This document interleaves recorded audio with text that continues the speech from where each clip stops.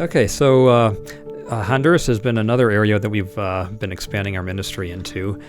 We started working with a missionary down there who was able to get Bibles into the public school system down there, and so he's won approval to do that, and they're glad, they're happy to have him, and so they're able to give the Bibles out and encourage the kids to read them, and they do some Bible teaching before or after school, so the kids have some discipleship and some opportunity to grow and be discipled as they read God's Word.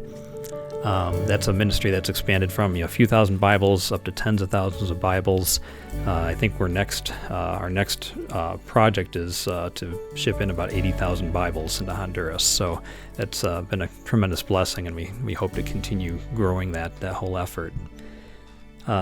In addition to the Bible distribution work, my wife actually has done missions trips down there with another missions organization, and so at the start of this year, they had a couple bad hurricanes that had created a lot of devastation and a lot of lost crops, and the people were already reeling from the effect of the COVID lockdowns. And down there, if you're locked down and you can't work, they don't have a welfare system.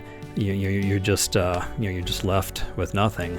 And so people were in a bad situation, and the hurricanes made things much worse. So things were getting desperate. So my wife asked, what can we do? Can we get some food down there? And that led us to gathering a truckload of food, about 40,000 pounds of food and some clothing and shoes and relief supplies, hygiene supplies, and so on. And so the organization she was familiar with that we were shipping to, they didn't have experience receiving in containers. So we reached out to our Bible distribution partners, and they were helpful, but also not terribly experienced. And so we reached out to some pastors that we know down there, and they in turn got us in touch with another ministry partner that sends relief containers down there. And so all these people working together, we were all able to cooperate and get this shipment sent down.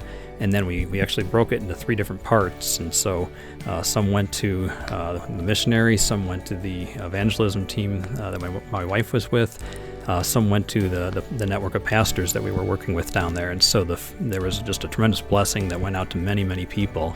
And they tell me that after months of delays and frustration trying to get things in there, they said it arrived at the perfect time, because it arrived in July when food supplies were running low ahead of the fall harvest. And so it's when the need was the greatest that the food arrived.